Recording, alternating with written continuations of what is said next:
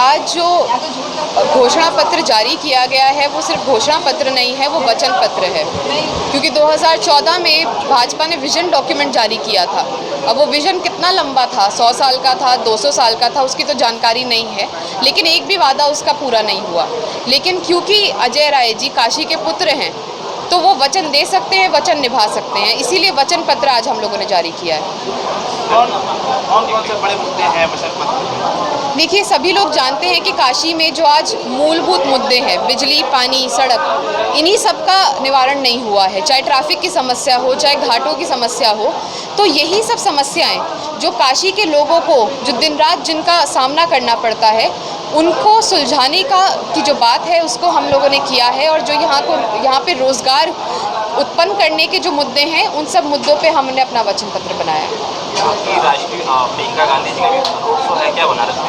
कल प्रियंका जी का road show है जो कि BHU से काशी विश्वनाथ तक रहेगा, और कल आपको जो बाकी सूचना है वो दे दी जाएगी उनके पूरे कार्यक्रम की, लेकिन कल रोड शो है। करवाएगी, अगर सरकार में आती है तो इस पर जाँच करवाएगी।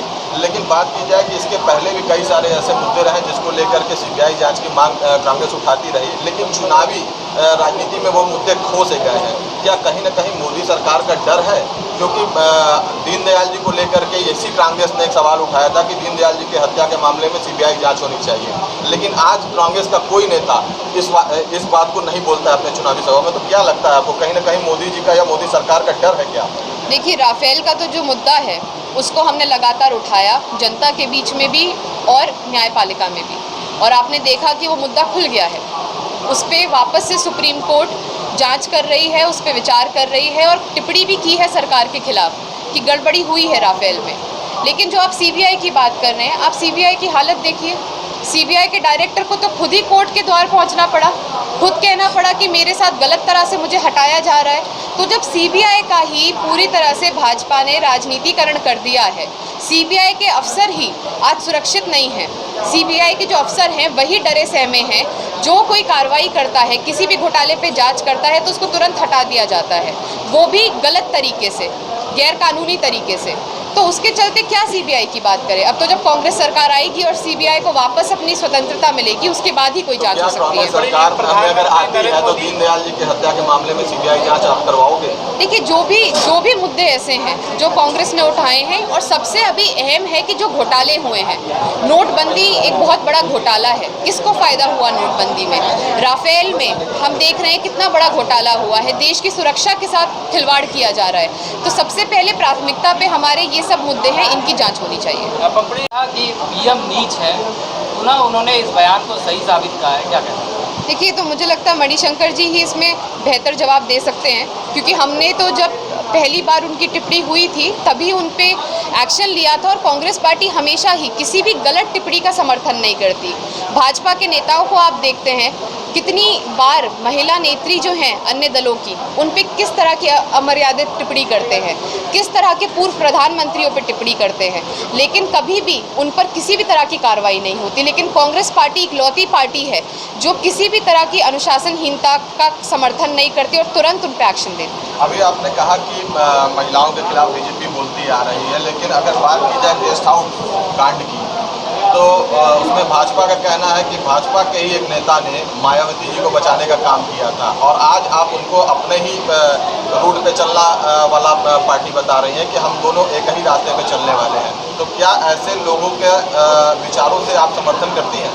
देखिए, 2017 के चुनाव से पहले आपको याद होगा कि भाजपा नेता दयाशंकर सिंह ने मायावती जी के लिए किस तरह के शब्दों का उपयोग किया था, किस तरह के शब्द जो हम बोल नहीं सकते, आप और हम अपने घरों में नहीं बोल सकते, उस तरह की बात उन्होंने की थी। और लगातार भाजपा के नेता हमेशा ही मायावती जी पे गलत टिप्पणी करते हैं। उसके बाद क्या होता है कि दयाशंकर जी की जो धर्मपत्नी है उनको मंत्री बना दिया जाता है। तो कितना सम्मान भाजपा दलितों का करती है, दलित नेताओं का करती है, वो सारा दलित समाज, सारा भारतीय समाज समझता है। देखिए, बहुत अच्छी बात है, उनको घूमना चाहिए, क्योंकि उनको भी पता लगना चाहिए कि काशी के हालात क्या है। और उनके साथ जो मीडिया है, मीडिया क्योंकि मोदी जी के साथ हमेशा रहती है, तो मीडिया भी ये दिखाए कि काशी के हालात क्या है। और हम तो ये चाहते हैं कि वो अपनी गाड़ियाँ लेकर, अपने काफिले को लेकर भी घूमे, ताकि ट्रैफिक की भी समस्या को समझ सके। BHU अस्पताल भी जाएं ताकि वहाँ के जो मरीज़ हैं उनकी समस्या समझ सकें। घरों में जाके, काशी के जो घर हैं वहाँ जाके घरों का पानी पिए। इस बार बिस्लेरी का और मिनरल वाटर ना पिए मोदी जी, काशी के जो घरों में पानी आता है वो पिए, तब जाकर उनको पता लगेगा कि जो उनके स्वच्छता अभियान था, उनका जो नमामि गंगे था, उसका क्या हुआ है और काशी की जनता आज किस तरह का पानी पीने पे मजबूर है। आनंद में बीजेपी इस कार्यक्रम को रख रही है, क्या लगता है बीजेपी डरी हुई है और सुरक्षा का भाव है जीत को लेकर बनारस में?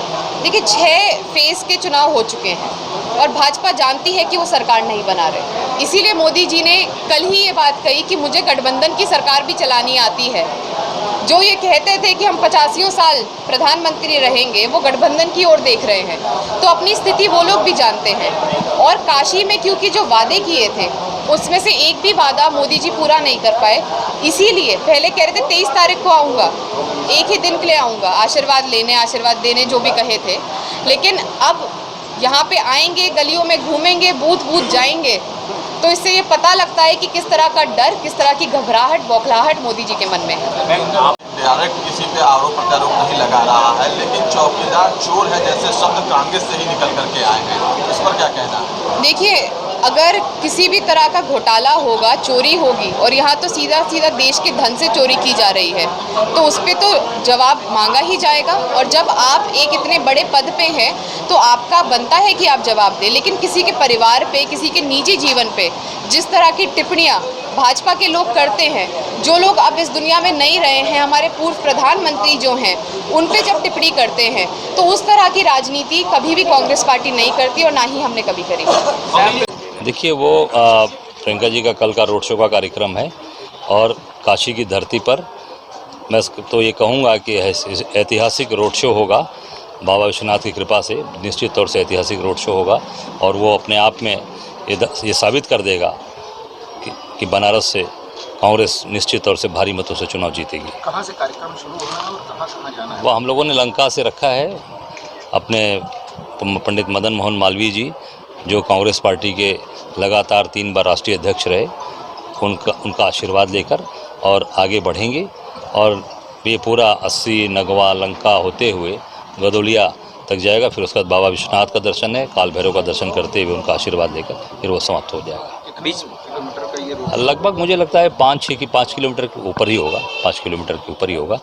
और छोटी मोटी कोई जनसभा वहीं पर स्टेज लग रहा है मूर्ति के पास में, वहीं से संबोधित करेंगे। उसके बाद लोगों को अपना स्नेह प्यार करते हुए आगे बढ़ेंगे। स्वागत के लिए खास तैयारियां नहीं, हम लोग को इवेंट मैनेजमेंट का काम लोगों ने नहीं किया है। ये तो भाजपा और मोदी जी करते हैं इवेंट मैनेजमेंट, बड़े बड़े काम। हम लोग केवल जनमानस, आपको जनता, बनारस की जनता और काशी की जनता सड़कों पर रहेगी और वो ताकत जनता दिखाएगी।